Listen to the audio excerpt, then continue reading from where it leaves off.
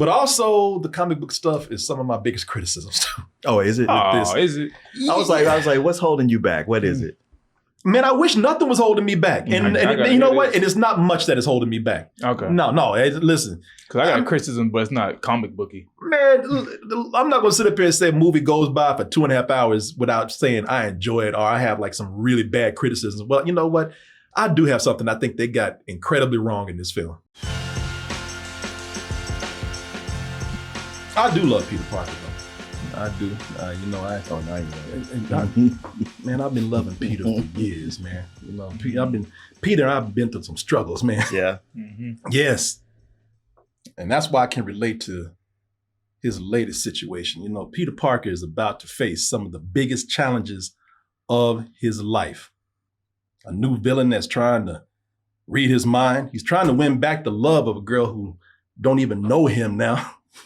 And he's in puberty again. Puberty again? Yes, I will explain that. Okay. Yes, yes, All again, right. man. Who wants to do that? Oh, yeah, I see what you're saying. Yes, people. But unlike myself, you know, when I have a nice support group over here, Peter has to do all this by himself. Trying to go it alone. He's all at it alone. Oh, people. And that's why they call this Spider-Man Brand New Day. But hopefully we're still getting the same good old friendly neighborhood Spider-Man right here. Some things don't need to change that much. And is that what we're getting right here and what's happening right here? We're going to go ahead and take a look at this. And what people are saying is going to be the biggest movie of the summer, possibly. Billions of dollars within the first 2 weeks is what they're saying. Oh my God. Who's saying this? They. Them. Yeah, them. Yeah, you know, the money guys. Okay. Yeah. They crunching the numbers and saying that right there. All right. But that's a lot of money. Yeah. Is this movie worth all that billions right there, as they say? Yeah. Let's go ahead and take a look at Spider-Man, Brand New Day. And we'll be back with our reviews right after this. What is happening to me? If you see me with this stuff, run. Yeah, it's not funny. I'm gonna punch you. When you first watched it, you're like, Put him through a wall. what's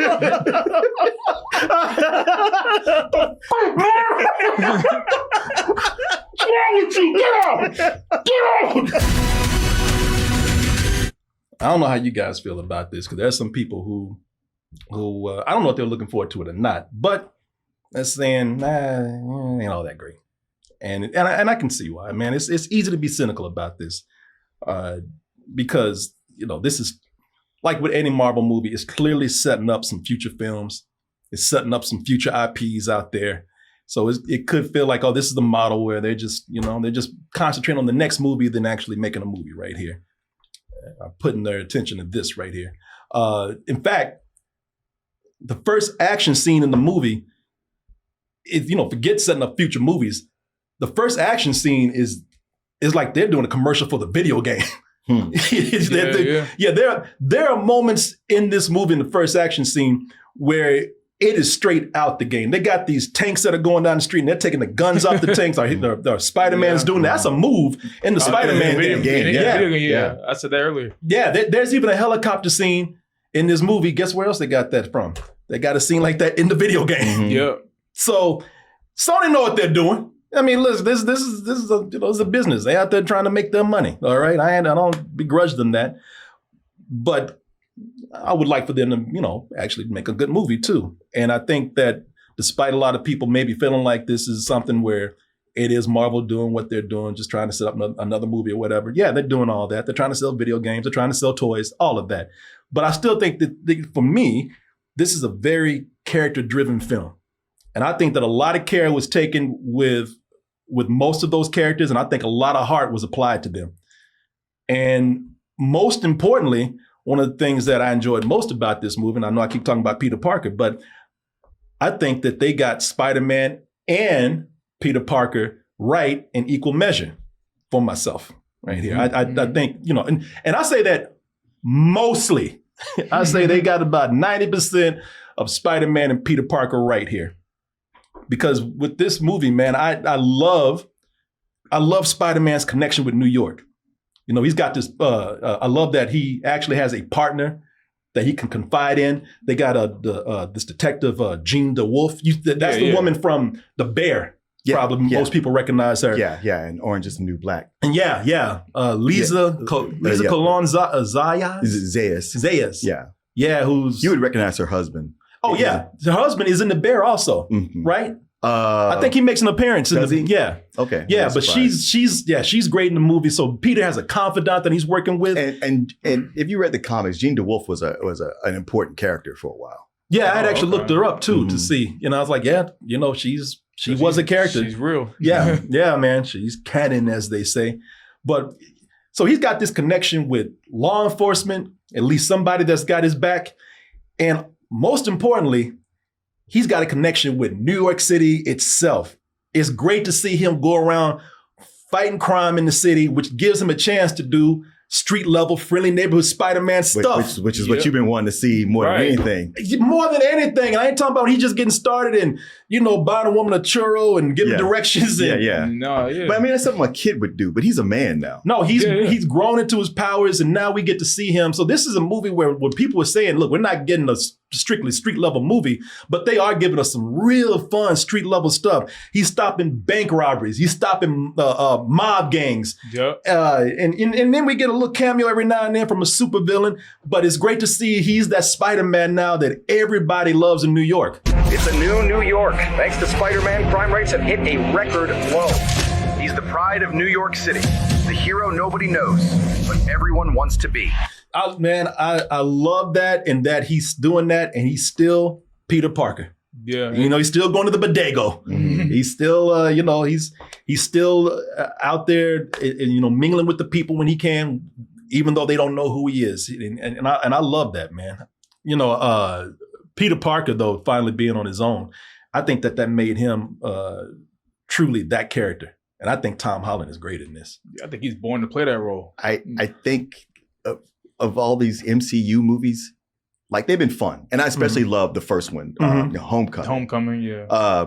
But I was just so like, as you know, as enjoyable as these are, and they put the money into them, they're only sort of Spider-Man. Like they were missing some key Spider-Man components. And I was like willing to go like, all right, well, it's their way of telling it. It's not quite Spider-Man. This is Spider-Man. This is where, and it's almost like it was a concerted effort to go from that last movie and go, let's correct some of these things. Like there's some things that in that last movie that were not really kosher. So let's roll this into it. We're not going to deny it. It's going to roll into the story, but we're going to tell a real Spider-Man story here. And you know, it's been some years. Peter Parker has grown up and the filmmaking has grown up because this felt more like a real film than just a Marvel spectacle. So you really love Wonder Man. Yes. And this is the guy that created and directed. Because looking up his filmography, I was like, Shang-Chi, I don't know. But then it's like, oh, but Wonder Man. He did great with Wonder Man. Because that's really character driven. Would you agree with you? Yeah. And then the Wonder Man is character driven. I think Shang-Chi is really good on his looks. So he's got kind of the best of both worlds in this one. So. And this does a great job of pulling from so many things. Like, of course it pulls from the previous MCU Spider-Mans. But like you said, the video games, a number of the best elements of that. But also pulling from the first couple of Sam Raimi movies. You could really feel so much of that DNA in this movie as well. Like what did you Well, besides like going like, hey, we're going to go, you know, mess around with the organic webbing. But a lot of the pathos, because the MCU movies had him, he was Spider-Man just because like, hey, I'm a kid and powers are cool. Whereas Sam Raimi's movies were always like, man, his life sucks. This is it really like pushed the tragedy of it. No, and the MC movies kind of got away from that. And like the tragedy was, okay, Mysterio outed him, or he couldn't get into MIT like he wanted to. It's like, well, okay, whatever, man. You're going into space doing stuff. You don't care. Here, it's very tragic. And this is there's a number of heartbreaking moments. And the good thing about it, the thing I like the most about this movie is that if you've noticed, even from the trailer, a lot of the shots, he's Spider-Man. He's not really Peter Parker that much. Well, that's the thing, man. Man, you really should wear chains more. You look good in there. You really do. I'm just saying, I'm listening to you, but I'm like, damn, that doesn't even match, bro. It's blinging like. It's I mean, this is so sparkly, but I'm like, damn, he looks good, man. Okay. Yeah, I'm just saying, man. I'm sorry you had to stop and get this man a compliment. Okay, because the way you kept looking at me glassy-eyed, I was like, okay, what are you about to say? Just come on with it. I'm glassy-eyed because I'm mesmerized by that glow. Yeah, man, I'm not lying. No, man, Peter Parker's finally on his own, and that made him truly a great character this time around this film, man. Look, I read Spider-Man comic books I read them for the comic book stuff, but I love Peter so much, man. Thing is, he has inspired me so much in my life because there were times when things were really hard for me, and I would look at Peter Parker and I say, well, at least I ain't you. Okay, I thought you were going to say like, well, he never gives up. But No. No. I mean, there's that too, but I'm like, yeah, at least I don't have it like he does. Yeah. I mean, that's some bullshit he's going through. Because ever since that spider bit him, man, his life has been full of death, heartbreak, constant ass whoopings. Oh, constant ass whoopings. Yeah. In addition to just trying, as I said earlier, just trying to pay his rent, keep a job, and occasionally, when he can fit it in, have some normalcy. Yeah. Live a normal life, which is hardly anything he can ever do, while also never being able to take credit for protecting the city and gladly doing so. Yeah. You know, that he's a guy with integrity. Oh, when I mentioned other things from Sam Raimi movies, the fact that New York adopts him and loves him. Yeah. Yeah. And you were right, man. This movie is not more than any other movie out there. They do some soul crushing shit to Peter Parker, man. And he has to handle that all by himself. So that makes this movie, it just feels like the stakes are higher and makes you just care for this character more because he has to do this alone. You know, everyone in his personal life forgot him, including MJ. And I'm going to tell you something, they do something really bold right there that I didn't think they'd ever do. I was like, damn, that caught me off guard. It got me too. I was like, what the, oh man. I was too. I was like, man, man, leave him alone.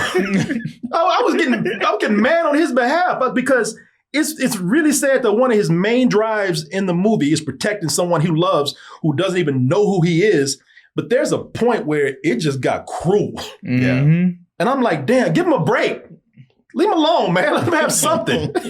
and also, as I said, on top of all of that, I mean, he's already got enough going on, man. But now he has to go through his second puberty, a spider puberty. Right. Yeah, where his hands. You think puberty is bad for us. Don't ever go through spider puberty because your hands are always ejaculating. No, exactly. All right. He was like, oh, my hands are jizzing. I love that. When his organic web's coming out, he's not like cool. He's like, oh, this is so gross. I was like, that is such a human reaction to that. He threw up a little in his mask. He's going through mood swings. It's rough. It's enough to break any Spider-Man out there. But, you know, that like the Peter Parker that I love, he just keeps taking the hits that life throws at him. He keeps smiling, keeps cracking jokes, and he just keeps putting others before himself. And that's always been his appeal, man. You know, and it's captured here with even though, you know, we constantly see him being sad here, it's really captured here, all those things about him that make him appealing. And Tom Holland can handle all those sad and dark places that they go to here. It gives him a chance to be the actor that he is. That's true. Yeah. That is very true. Yeah, man. And you know what? And that's what makes him so likable, man. He's the guy that everybody, Spider-Man's about to go. His app is going off. Yeah, there he goes to save the day. No, that's why he's so likable, man. Even though he's going through all these hardships, no matter how crazy things get, he's still the guy that everybody wants to be friends with. The comic book stuff, though, man, that's where the movie gets some of the biggest praise from me, besides being, you know, the Peter Parker stuff. You know, that's what helped the movie. This movie's 2.5 hours long. Is it 2.5? I think it was over 2. But you didn't notice, did you? No. That's what I told you when I left the theater. Honestly, there's a point where I was like, all right, I feel like I've been here for a little over 2 hours, But I was like, but keep it coming though. Yeah. don't stop. This movie moves incredibly. Mhm. And you're going to be there for the full 2 hours. And ain't where you're going to walk out during the credits because you know that there's a stinger and it's at the very end. They don't do a mid No. credit scene. No, you got to wait to the very end to see the stinger that they have for you. But that 2.5 hour running time went by like nothing. Yeah. Right, yeah. That's why it was so much amount of fun watching it. Yeah. But also the comic book stuff is some of my biggest criticisms too. Oh, is it? Oh, is it? I was like, what's holding you back? What is it? Man, I wish nothing was holding me back. And, I gotta you know hear what? this. And it's not much that is holding me back. Okay. No, listen. Because I got a criticism, but it's not comic booky. Man, I'm not going to sit up here and say a movie goes by for 2.5 hours without saying I enjoy it or I have like some really bad criticisms. Well, you know what? I do have something I think they got incredibly wrong in this film. What? And I'm going to get to that. But I'm going to tell you this, man. I like the mysterious telepath that Spider-Man is fighting right now. I just think the powers are cool. If you've ever seen that Denzel movie, Fallen, Yeah. it's like a faster version of that where they keep jumping from body to body. Well, he's used to having villains where, okay, he has to come in, he got to figure out how to beat their ass, and that's it. Yeah. And now he's up against somebody, you're like, what do you do? Yeah. No, and that's And it gets personal. Because they're about to get into his mind and he has to protect his identity. And there's a lot to lose from this villain right here for him and also the rest of the city he's trying to save. Because this person is after. So they're working, they got to get something from damage control. And nobody knows what it is. So nobody knows who this is. And they don't know how to handle it. And jumping from body to body makes it even more confusing. And that's what makes it so fun seeing Spider-Man try to pull a Batman and try to figure out, okay, Detective work, where's the weakness? Yeah. I'm trying to figure out how to get, how I can defeat this person by their limitations. And it's fun watching Peter Parker try to figure that out because now he's got an old Tony Stark computer that he's using. Well, it's also, at this point, he doesn't have Tony Stark's, backing. Yeah. So he's a more low tech. Like even his suit is low tech. Yeah. Yeah. But he's still like very smart, almost a genius. So he's got his own tech. For figuring things out. Yeah, that is true. So it's another movie that really like showcases how smart he is. Yeah, it does, and I love that. Because that's so out there. People forget that's the thing with Peter Parker from the beginning. He's a genius. That's why he was able to make the web shooters and all that kind of stuff. That's why Tony loves him so much. But some things in this movie, they felt like they were pages come to life straight from the comics, and we always say that, but no, man, this is full-blown Marvel Comics brought to the screen. That Hulk and Spider-Man scene, if you like that right there, like if that was something that you thought was cool in the trailer, wait until you see the actual scene in the movie. And watching the Punisher join in, I mean, look, it's all just nerdy fun because that's what we love with the comics. They get into a big fight and it'd be even cooler. Oh shit, look who's coming. Sure. Well, we always want that, but a lot of times they do it. It's kind of clumsy, or like you feel like they're sitting next to you going, "Huh? Yeah, like they forced it. Yeah. But this time it's like, oh, everything served a purpose to this story. Yeah, that's true. Like that's why I don't understand when people say that this is just a setup for another movie. No. Because everybody had a reason for doing what they were doing. Everybody was written well into the story. Nobody looked like they were forced into it. And it's not just the interactions with the fight scenes with other characters coming in. Some appearances like from Bruce Banner, man. And, the moments between him and Parker are so much fun. And they just put a smile on my face. Mark Ruffalo, I wish he had more to do in this movie because he's so great. Now that he calmed his ass down and not, he saw he went crazy again. That's what's so funny about it because he's teaching college. And I love what they do with these characters. And, this is a world that is so used to superheroes that they let this man go teach college again. Sure. Yeah. Why they let a dude that changes into a monster, he was a ticking time bomb, why they let him teach college kids, I don't know. Well, he was able to prove that, like, hey, I'm cool, and I did help save New York Yeah, that's from true. alien invasion. But it's funny that the way they did it is, that's the world that they live in. And I thought it was a great touch with, he's teaching whatever, science class, but everybody wants to hear old stories about the Avengers. Yeah. People show up to class dressed in green. It's like people go to his class like it's Comic-Con. Yeah. I thought, man, those scenes I thought were so were done so well, and I thought everybody did so well in them. Like the two movies I was looking forward to this summer were Supergirl and this. And I was actually more looking forward to Supergirl because I was like, it's a lot of unknown and, let's see what they can do with it. So when that was like, kind of a dud or just fell short, I was like, okay, well, what's Spider-Man going to do? Yeah. And even though the trailer looks good, who knows? But I thought it excelled in every way. And every way that a movie like this usually has shortcomings. Yeah. It didn't have that. Yeah. I was like, wow, you're exceeding expectations. Right. So here's where I guess I'm going to be the curmudgeon here out of the group because I do have a complaint, and I said it was small, but no, for me it's a major complaint. Now, there's nothing that's going to go in and ruin the movie for me. There's nothing that's going to make me tell people not to see it. And some people I think will agree with me, but whether you do or not, I still think that this movie is a lot of fun. This is some of the most fun I've had in the theater for a 2.5 hour movie this summer. So don't think I'm sitting up here trying to. I'm curious because I have only 2 complaints, but they're so minor. I know, I got one complaint. Well, I don't want anybody to think that I'm trying to punish the movie. But my biggest complaint is that they get for me, and like I said, it's not going to bother everybody, but they get the Spider-Man and Punisher stuff. I think they get it wrong. Really? Yeah, and I'll tell you why. Okay. Now, Kevin Feige said in the beginning, he said the Punisher is going to be toned down, of course, because this is PG-13. Even when I was advocating for the Punisher to be in the Marvel universe, cinematic universe, I said he'll have his rated R moments, and I'll get where they have to tone him down. But I think they changed the character dynamic too much. So Kevin Feige said they toned it down to be a big brother, little brother relationship. And he wasn't lying. And they actually used that as part of the marketing for the movie. When we got to set and John and I started riffing, and it kind of came... What's wrong with his voice? When we got to set. It's like he was dressed up in Franklin's gloves and a scarf.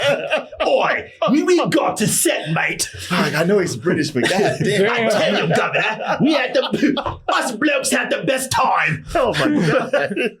Really funny big brother, little brother type relationship. Destin kind of just let us run with it. The type of chemistry that these two have bubbles up in unexpected ways that cannot be written. Now, if you're looking at Tom Holland and John Bernthal together, because they have a history. In fact, Tom Holland was the one that got him when he was 17. Mm-hmm. He got Tom Holland was 17. Mm-hmm. He got John Bernthal to come in and do the audition for the Punisher. He actually auditioned with him. He helped him make the tape and everything. Oh, okay. So they have a long history. Now, Tom and John, great together. They got chemistry. They got history. That they're improvising all the time. You can tell. That they have this banter going on. I thought that was fun. But as far as Spider-Man and the Punisher, they are not a comedy duo. And if you're trying to make them that, to me, that's wrong. Look, it makes sense for the Punisher and Spider-Man to relate. They're both going through the same thing. They're both going through loss. They're both going through loneliness. But the thing is, they're not friends. They're not doing this for the yucks, all right? The Punisher respects Peter. He respects other heroes, but he thinks everybody who doesn't kill, he thinks they're bitches. Which, I mean, you see that in this movie, though. Yeah. It's in there. It's there. You know what? Is there a little bit? And like I said, I'm not arguing with y'all. It's just something that didn't work for me. Okay. And because I think that, so yeah, the Punisher respects Peter, but he thinks he's naive. He thinks y'all are some bitches. And really, y'all are responsible for some of the deaths of these people out here because this no kill rule that y'all got, you're letting these people go to kill again. Spider-Man thinks Frank Castle's a goddamn nutcase. And he thinks he belongs. And he is. And he thinks he belongs. And he thinks he said, look, jail is where you need to go, but your ass belongs in an insane asylum for the criminally insane. They need to lock you up. They have this conflict of morals. Mm-hmm. And they do a little of that. They do a little of that in the movie. Because Spider-Man does give him a lecture about, hey, look, what you're doing is going to get people hurt. Can't just shoot yourself out of every situation. Innocent people get hurt. Shoot yourself. he's not even afraid to kill Spider-Man. No, not really. He knows he'll be all he'll right. be all right. He's not. One thing Frank does is that he does not kill an innocent. But the thing is, man, they reluctantly work together. They fight. They start bickering. Maybe they start to agree, but when it's all done, they start fighting again. They do not like each other. They tolerate each other. They are not friends. In this movie, Peter's way too comfortable with the cold-blooded murderer for me. They have moments where they're laughing like it's the end of a sitcom. They're laughing and being all chummy. And that could make for a cool moment, I think, later on down the line, because I think that if in this case, because we don't know how they met, we just get a little snippet of information. If Peter's not aware of how murderous Frank Castle is at this moment, that could be interesting if later on the friendship becomes tested because he sees Frank do something really up. Yeah. And then that just seems to mess things up for them. But and the Punisher actually does something in this movie that is very Punisher-like. That would have been the perfect time to show these conflicting morals that they have and the flaws in Frank's method. But they pass it up for me for like a kind of a hokey, emotional moment and some lighthearted laughs. And that didn't work for me. In fact, the end of the movie. I was about to ask you about And also, that. how was Frank, without spoiling anything, how is Frank Castle, this huge fugitive, going in and out of places? That's been a problem they've had with this character since, with the Daredevil series. We would all have problems with this. Yeah. Like, we've complained about this, and it's still a problem for me. How is he going in and out of the places where, people know who he is? And I mean, this man hangs for hours, maybe even days, and nobody does anything. Scared of him. But yeah, I say killer. You think you have heroes that want this man off the street. I mean, you have damage control. You have a lot of people. This is a superpower world. Somebody would go after him. They knew where he is. Plus, the end of the movie, I think, feels kind of rushed. And like I said, this is just me. I'm not trying to. I am not arguing with anybody. I'm not trying to say that anybody should feel different. I think some people will not see these things and be fine, and that's cool. These are things that just kind of jumped out to me. But I think that the end of the movie and I can't say what part because it'll be spoiling everything. Right, yeah. But it just doesn't make sense to me how they can do this and overlook the obvious questions and consequences of what's happening here. I just didn't. I was a little confused by that. Yeah, I guess that didn't bother me because I never saw I'm not too big on the Punisher character, right? So when I see him in here, I'm like, okay, it's just kind of just how he is. So I never I'm not like you where I've read up on him, I've studied him, stuff like that. So I guess all this stuff never bothered me. And that's cool, because that's the thing that you got to consider that too. People who don't know the Punisher and just go see this movie. If you don't know anything about any of these characters, you can still go watch the movie and have fun, and it's not going to make a difference. But if you know some of these characters, it might be you looking at it like I am, but Well, I'm a huge Punisher fan. Read a lot of it, and even stuff with him interacting with Spider-Man. And it is mostly, like you said, not quite. But I've been very critical of John Bernthal's portrayal of the Punisher. Too emotional, too much screaming, and watching him here, I felt like he has mostly redeemed himself. This portrayal of the Punisher here gave him a lot of nuance, more emotional depth, and him working with Spider-Man, they work as a good team. I could see how Spider-Man would be like, you're a force of nature. I'm dealing with bigger things. You ain't killing anybody innocent. So some stuff I gotta let slide. I mean, there's a lot of being older and being mature. It's just like, I can't save everybody, but you as long as you don't step across a certain line, we're okay. They have a relationship. I love that. We come into it. They don't start from the big origin of their relationship, but you get a real sense of their relationship and the back and forth between them right off the bat. And I think they're very effective with that. They make it to where, wow, this relationship between the two of them. I mean, so much of what this movie handles so well is the relationships between everybody.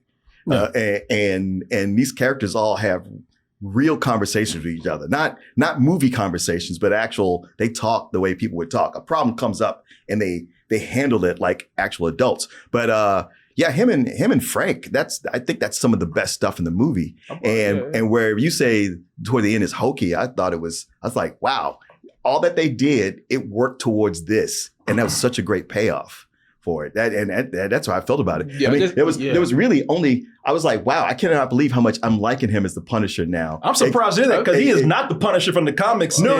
Yeah, I love him. And I'm not saying you're wrong, because actually I'm glad to hear that you enjoyed it, because I think Tom Holland and John Bernthal do such a great job. The chemistry is The so good. chemistry is so good that it's enjoyable. Yeah. I want people to like it. It didn't work completely for me, but I like them. Yeah. I felt like it superseded. I was like, all right, so he's not the Punisher from the comics. Right. And I've had several seasons of Daredevil in his own season to come to terms with that, which I didn't want to. I was like, I'd never do it the way it's supposed to be. But here's the first time I was like, okay, it's an alternative, but it works really well here, and I can forgive it. Like, and when I talk about my two complaints with the movie, the only thing was him still doing the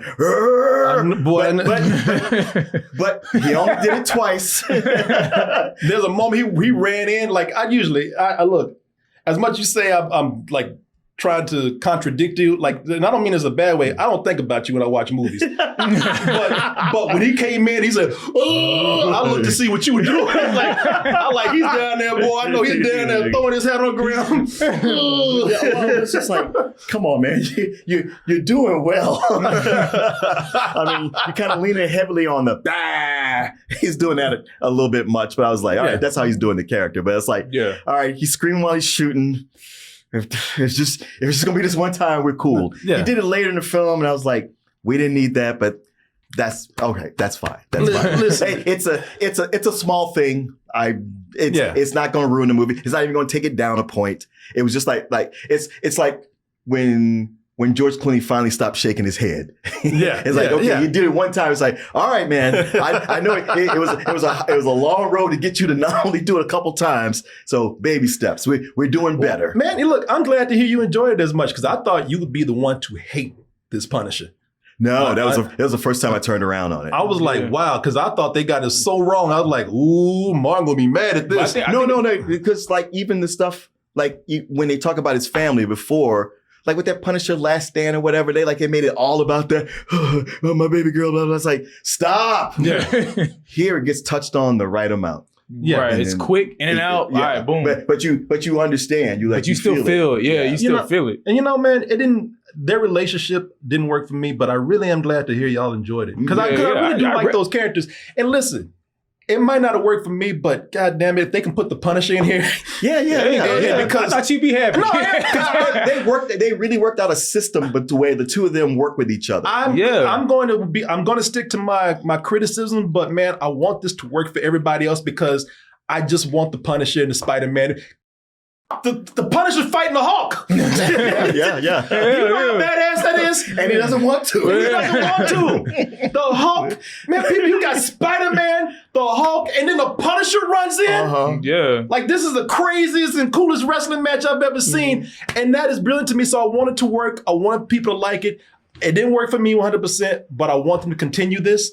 And if it means that, look, y'all got to like something inferior. No, I'm kidding. No. If it takes the support of people out there to like it, despite my criticisms, then I'm happy. We got to give a word to our sponsor, which is Monarch, as I've been saying over and over again. It is, Martin. Yeah. Have I told you about Monarch before? I don't think so. They help you keep track of your money and help you manage and save and help you prepare for those big moments in life. And as I said, you don't want to be caught off guard, because you might have an emergency or two every now and then. But also with Monarch, you get an AI assistant that flags spending spikes, any upcoming expenses that you may have, and it helps set your goals. As I say, you may be getting that big house one day. You never know. That's true. Yeah, you'll see if your finances are actually on track.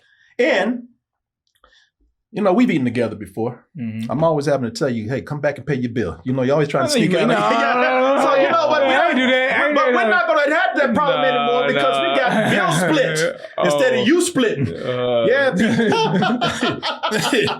With bill split, you just scan the receipt and everybody claims what they got, and then you settle up with no questions, no separate apps needed. And as I told you, getting started with Monarch is also smart money. Use that code TOASTED at monarch.com to get your first year of Monarch Core half off at just $50. Do you hear what I'm saying? I see it. Julian, that's 50% off your first year with that code TOASTED, TOASTED. You just put that in at monarch.com and you're saving money already. I want to thank Monarch for sponsoring the show today. And I want to thank all of you out there for your support. Look, that relationship didn't work too much for me, but I did like the characters. I did like the actors and the other characters in the movie. You know, the characters and the pacing make up for any kind of complaints that I may have. Both MJ and Ned matured, although because MJ is not as moody and emo as she was. Yeah. Ned, I'm not complaining, but Ned is there to just exist for everybody else. Okay. He's there to boost everyone. The actor Jacob Batalon, yeah, he's great. So show us a still from him from the movie. Okay, Yeah, Felix. The moment he walked in, I was like, what does he look like? Oh, yeah, Felix. Oh my God, that's like I thought the same thing, man. When you said go find a picture of him in the movie, I was like, I know what he's talking about. We know what that means. Yeah, Filipino with that same hair and the Hawaiian shirt and the glasses. Yeah, He looks, oh my God, he looks just like Felix. Yeah, I love that actor, man, and I love Ned. I think Ned is not obnoxious. Ned is very sweet. He's cool. But he's there to, he's like a magical, mystical Filipino. He's there to exist for everybody else. Well, Ned has also grown up from being like, the nerdy kid who only has one best friend to now he's partying. He's buying alcohol for everybody. He's going picking up kegs. Yeah, he's got bros for friends. Yeah, he does. Yeah, he doesn't hang out with other nerds. Mm-hmm. He's throwing frat parties. Mm-hmm. So he got girls up in there, which he ain't getting, but yeah.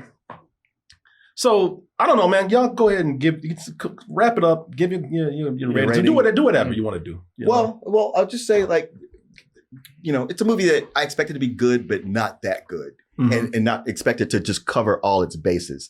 And like I said, kind of clean up from whatever happened before, but also when you play the Sony Spider-Man game, it's like, wow, it's pulling from all the best of the comics, the different types of comics, pulling all in. And I was like, and this movie is doing that, but pulling from the video game and the previous movies. And it really has these relationships worked out. It's a kind of Marvel movie that we've been wanting them to do. All the complaints that's been about phase 4 or 5 or whatever, were being too jokey. This is not that. There's real stakes here and real emotion. And I just feel like right now I'm feeling like this is the ultimate Spider-Man movie. It's the one that really not since the very first Sam Raimi movie has one felt so authentic to Spider-Man. Yeah. And like I said, if I had 2 nitpick complaints, it'd be that despite how often he's dragged on the ground, his suit never gets dirty or torn. Oh, you know what, man? Come on. It won't change my rating at all. That's a nitpick, but I would be lying if I didn't think. Every time you slid on the ground, I was like, that suit, boy, that is some Teflon or something. Yeah. Look, I'm going to go ahead and say, I'm going to give this movie better than Sex, because I know it's so great, but it broke my heart a couple times. I was like, man, it's good. It's a high full price, but you can't get it better than Sex unless you make me tear up. And I was like, oh shit, it did it. It did it at least twice. But the other nitpick is that, how does he make money? They never really got into that. They never really got there. He's got an apartment, and I know this guy's not letting him live there for free. Yeah. And he said he's Spider-Man 24/7 all the time. And that's cool, but Norman, you have to have a job. I mean, that's, I always have to go to a job somewhere. It's the same way in the game, man. No, in the game, and he's selling pose. Yeah, because he's not even working for the Daily Bugle. Oh, God. Yeah, I mean, he's skimming off the top. But he's giving the money back to the bank. He's taking some bullshit.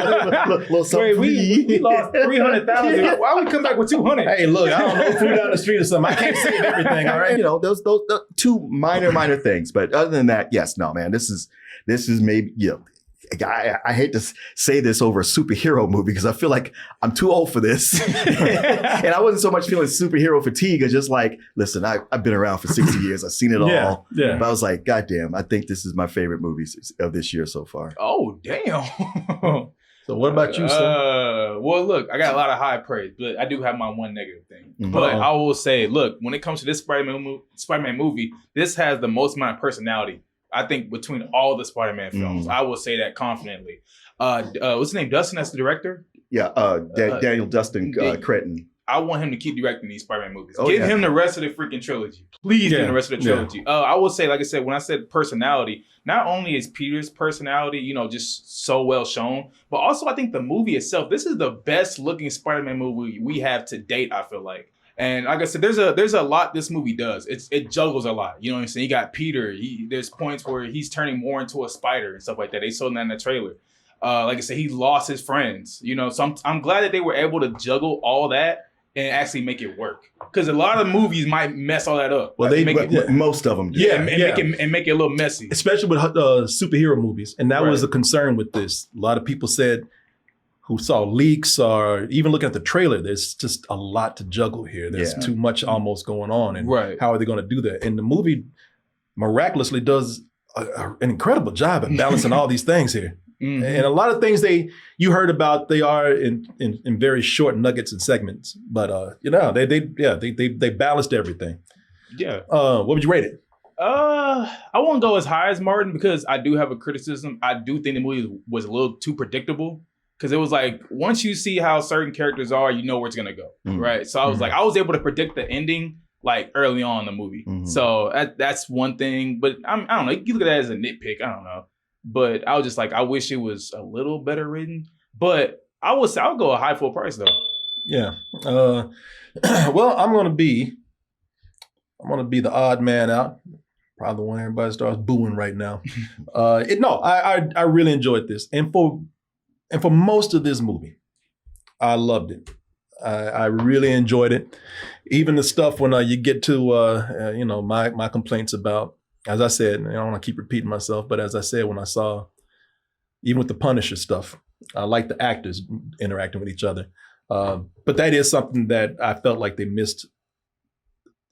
I just don't think those characters are done right.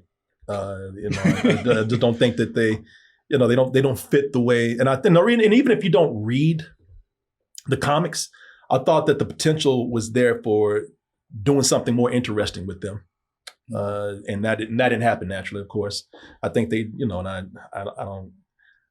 And if I could do a spoiler talk with this, I could explain why even more in depth. But as I said, that's nothing to say that you shouldn't be excited by this man's rating or this man's rating right here. I think it's one of the most enjoyable things out there this summer. I think it's, like I said, this is some of the most fun I had in the movie. The ending really is where I think it fell flat for me. You're like, this shit goofy. Yeah. No, I did. It was goofy. And I thought, again, there were some things that just didn't make sense to me. And I wish I could tell you what those things are.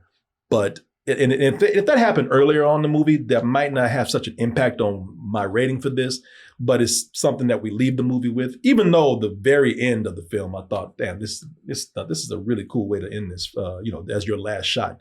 But yeah, it's a very, very high matinee for me. And even though I'm saying matinee, I would recommend people go see it. I think even if I felt like they got a couple of characters wrong, this is the best Peter Parker I've seen. This is the best Spider-Man that I've seen. And this story that they're telling with him is more personal, more human. And because of that, I just think that this is the Peter Parker that we're most endeared to. Well, would you look at that? You made it to the end of the video. That means you really like us. So just go ahead and press that like button and subscribe while you're at it. And check out our other channels, our social media like Instagram, TikTok, and our Patreon, where we have new stuff coming up all the time. And we'll see you on the next video.